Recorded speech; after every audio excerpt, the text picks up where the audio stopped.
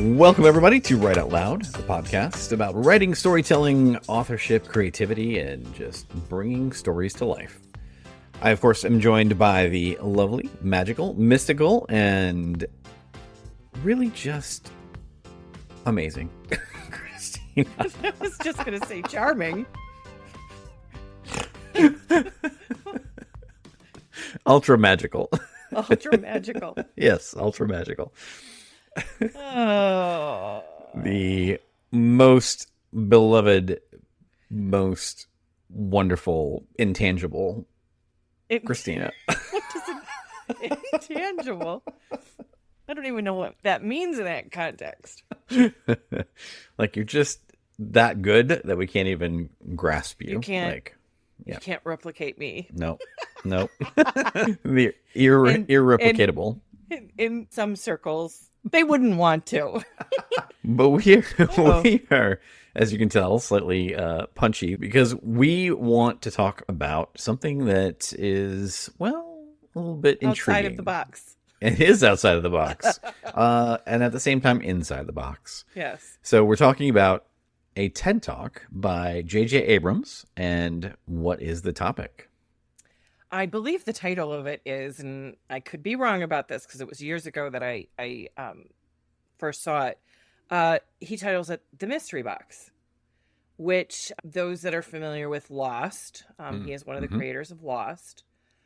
He frames the TED Talk with this mystery box that he was really into magic as a child. And I think it was his grandfather that they'd go and they'd buy things, and he got, and I don't remember if it was the grandfather or him or whoever it was that he did this with, they got this mystery box. Mm-hmm. So, and it actually says like mystery box. And I believe, if I'm not mistaken, that to this day, he's never even opened it. He has no idea what's in there. Oh, wow. But I think it more or less became a metaphor for his storytelling, because it actually became more of an obsession to keep it the mystery, because that was the interesting part of it than it was to find out what was inside of it. Oh, yep. You know, I don't even remember if he talked about this, but this is what I got out of the TED Talk. It's actually one of my favorite storytelling ones to go back to again and again. And the best way to explain it is, in storytelling, the mystery box is that you don't know everything when you open the pages of the book. You don't know everything when you start the show or the movie. Lost is a perfect example of that. You've watched the first episode, and if you know nothing about Lost, like I can absolutely remember the night it debuted on ABC, because you sit there and you go, what am I watching? Yeah. Like, what is this? Yeah, I'm very lost. And there were things that they didn't put in the trailers, which thank God, because keep some of it mystery. Like, I think my biggest pet peeve with trailers is if you put all of the good stuff in the trailer and then I'm watching the movie and there's nothing left to discover, you know, what's the point? I could just watch the trailer over and over. What's the point? But so Lost is that, but it's also, so when I watch a show or a movie with my family, because I come from the storyteller, you know, area, they'll often say, what's happening? Why did they do that? What's going on? And a lot of times I can explain it to them because I can see what's going on or figure it out or whatever. But there are some times when I have to respond, I have no idea. That's what it would have been like watching Lost with me and my family. And I have no idea either. I'm seeing the same information you're seeing. I don't have a secret. Yeah. I don't know the Storybook showrunner's notes. yeah, the showrunner's notes is right. So the idea of the mystery box to me is some of the best ways to engage the audience. Because I can't tell you using the film and television medium because it's easier to explain. When I don't know what's going on in the show itself, I am engaged. I am watching every second. When it is a show that I can follow along by not really watching and either being on my phone on social media or playing a game or cooking or doing something else. That's what I'm talking about by being engaged in it. Especially if it's well written and you want to know what the mystery is and you're Yes. trying to figure it out as you go along, right? Yes. It pulls you in. I was just going to say, in book terms, that would be like me having a page turner. I got to know what happens next. I got to figure this mystery out. I got to, and I don't think it is just for the genre of mystery. I think you can use the mystery box in other ways. I actually had a client not too long ago. She's going to write the third book in her series, and we were chatting because I know the characters from the previous book, and she was saying, I'm not sure what the thing is. What is the plot device thing that's going to happen that is going to start the ball rolling? I had thought of the mystery box. Okay, you don't know. So why does the audience need to know what's going to happen? You don't have to reveal it in the cover blurb. You don't have to reveal it until you know what's going on. Keep the audience in the dark. Make them wonder, what it is. And then, of course, when you figure it out yourself in your first draft, you can absolutely 100% go back to the beginning, put those things in there that, bring the story together and make it make sense. So in other words, using Lost again, maybe when they figure out what that thing was, that was the mystery of why are they on the island? What is the smoke monster? When they figured that stuff out, maybe they didn't know in the beginning. Yeah. Let's just plant those things in there. We don't know what they are. We can figure it out later. Yep. Which is fine, which is great storytelling, which is maybe before the show aired or before it was filmed, maybe they figured it out in the writer's room. I do think there are things that you do have to figure out with that mystery box. I had said to you, one of my favorite shows on Apple TV, which I would love a second season, but I just don't think it's ever going to be a second season because I'm not sure where they would take it. But Hijack with Idris Elba. And I absolutely loved it because I had no idea what some of his plots and plans and how is he going to do this and what did it mean and what was this and what. There was a lot of mystery box with that show. A couple of ones that I've seen like that where it's like Memento. Memento was another one where, in a unique way because they started from the end and worked backwards. Went back, yeah. Right. Yep. Yeah, I really am in the film and television medium. I am more of that kind of watcher. Like I'd rather watch something that is totally unique and mind-blowing and go, what did I just watch? Yeah. Instead of seeing, don't shoot me, Iron Man #5. How dare you, ma'am? I said that for your purpose. If Robert Downey Jr. were in it and they had a good script, I'd be watching it too. Yep. But you get what I'm saying. Like if I've got the choice of seeing something that is totally different, I'm going to give that a shot. But the mystery box can really be a great tool for any number of reasons. I remember the first time I read a romance in first person that made me realize, wow, when you use first person, not just because it's your comfortable writing voice, but because you're keeping secrets about the other characters that you're not seeing the point of view of. And when that twist happened in that book, I was like, no. I mean, it was one of those things that you go, man, okay, as a reader, did not think of that. Holding things close to your chest, that sort of mystery box type of thing. So you don't just have to use it in mystery. For book purposes, it is that thing that makes you turn the page, even though it is 3 a.m. and you've got a 10 o'clock meeting that you have to be at, and you don't want to put this down, but you got to put it down, and that sort of thing.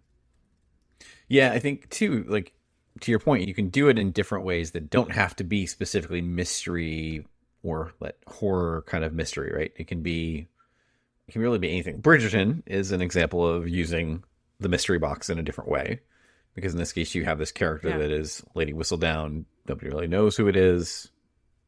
It takes you through the journey through the rest of the story, and there's different storylines that kind of thread around it. But this is a way to use that style as well in a different type of genre. Yeah, and what's interesting about that is I bet you didn't read the books. Nope. We don't know who Lady Whistledown is until book 5. Okay. I mean, it's much later. And so I was actually surprised with the series that they brought it so much to the forefront. And that I think it was actually by the end of the first season, did they reveal who Lady Whistledown was? First or second, Not to the characters, not to the world, but to us as an audience. I think it was actually at the end of the first, because I was actually like, oh, really? Because you're absolutely right. In the books, we were all trying to figure out who it was. It's got to be somebody close to the Bridgertons, because they know everything about the Bridgertons. And, so and I don't even think back then. And believe me, I actually read The Duke and I. That was the first book in the series back when it first came out. So I had to wait for each one to come out. And I don't even think that we had an inkling of who it was. And in fact, I think we, as readers, kind of assumed it was someone older in society. Yeah. Not an actual young character. Especially Penelope, who was so in love with Colin from the very beginning. But yeah, that's absolutely perfect example of the mystery box, of using it as not only a literary tool, but a mystery to weave the show around. So yeah, perfect example. Yep. Yeah, and I think you have to think about, maybe it's just one element of your story, maybe it's the entire story. Like, you can scope it in and out however you want, right? This is not a one-size-fits-all approach where you have to, it has to be the entire story, everybody's in the dark until the end, or it can be one specific thread that runs through that story. Yeah. And still have that same allure, because people are trying to figure it out as they go, and they want to know. And it's in our nature as humans to want to figure out the answer to the question. Yeah, and I think, like I said, for television and film, it is the thing that most keeps me engaged. I can't tell you how many times I read a book while I'm watching TV, or because there really isn't anything that I can't, like, if I don't hear it, can't catch up later, because TV repeats itself, or or it doesn't really matter because they'll lead us to it later or whatever. Yeah. But those few shows where you have to be completely engaged, otherwise if you miss something, and again, using the visual medium, watching it, you don't want to look away, because are you going to miss a little detail? The same can be said for a book. It just comes across differently, where if you skip a paragraph and then like, did I miss something? And then you go back to that same paragraph. And so it's a little bit different in that way. But yeah, I think it is a really, really great tool to use in storytelling. And you can use it because you've planned it from the very beginning. You can use it if you don't know exactly where you want to go with, like, something happens, but I don't know what that something is. Well, until you can get there. Who's the evil person, or who did the murder, or, Yeah. Yep. whatever. If you don't know how you want to twist it, make it the mystery of the show. Yep. Yep. Would you say Heroes? The show Heroes was Heroes, a mystery box? Yeah. I kind of struggled with that one. I was thinking back on it, and I'm like, I think so. I think it was a little bit of a mystery box, but I think there are some things that so I have a little bit different opinion on that one too, is I think that they were ahead of their time. Yeah.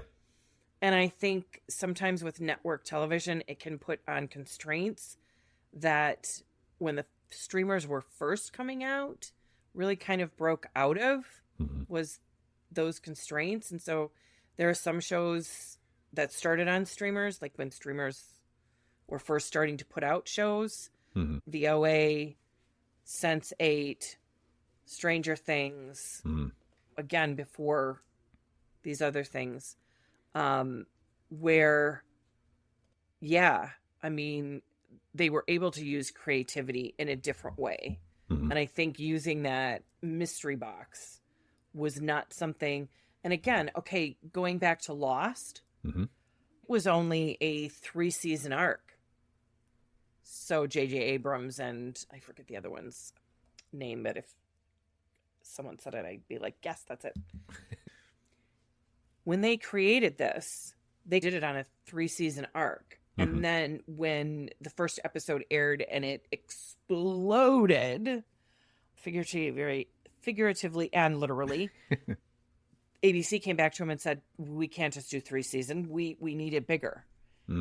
And that's what they kind of struggled with, is how do you extend it if we've got this 3 seasons? So there's a lot of thoughts that, and back then there wasn't a lot of social media on, I don't even know if there was social media at the time. Sure. Because I don't remember, like, the water cooler conversations. I was having those at the home office when I was at Borders.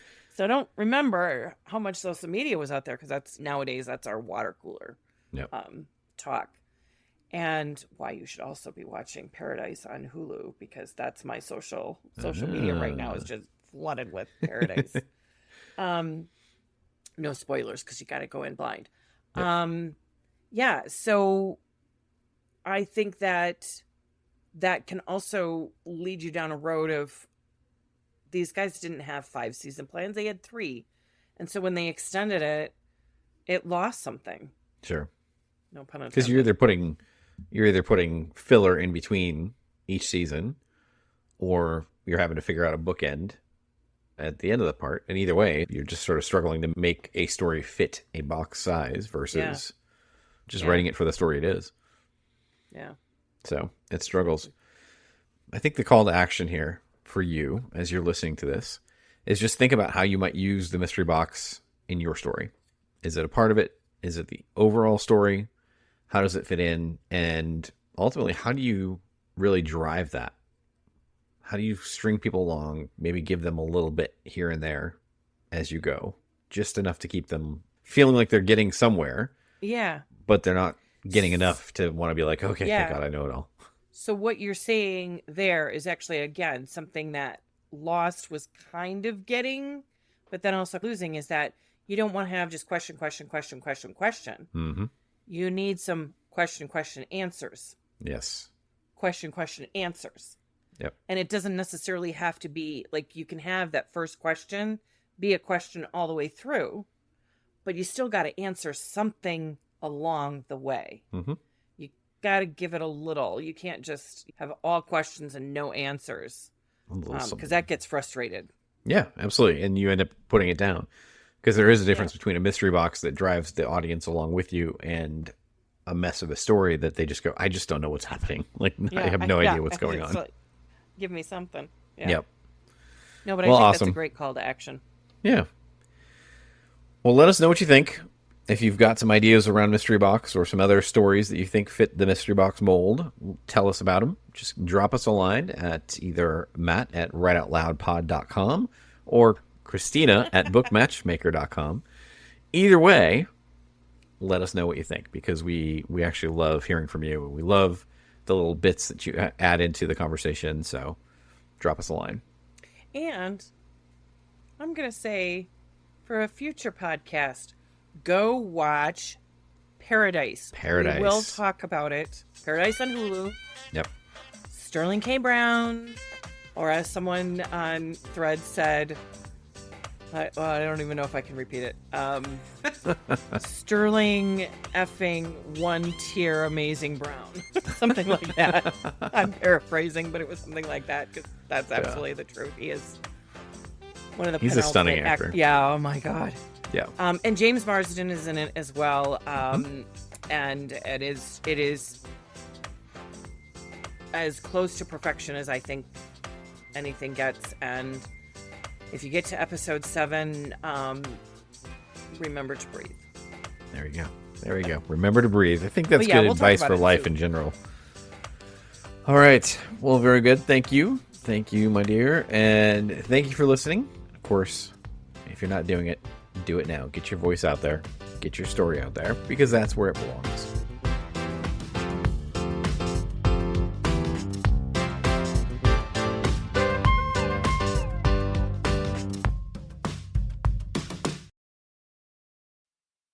Hey, thanks so much for listening to the podcast. We really hope that you're enjoying every bit of it, but we would love to hear your feedback. Drop us an email either to matt@writeoutloudpod.com or christina@bookmatchmaker.com. We would love to hear your thoughts. What's working, what's not working, and what do you want to hear more of? Thanks so much. We really appreciate it.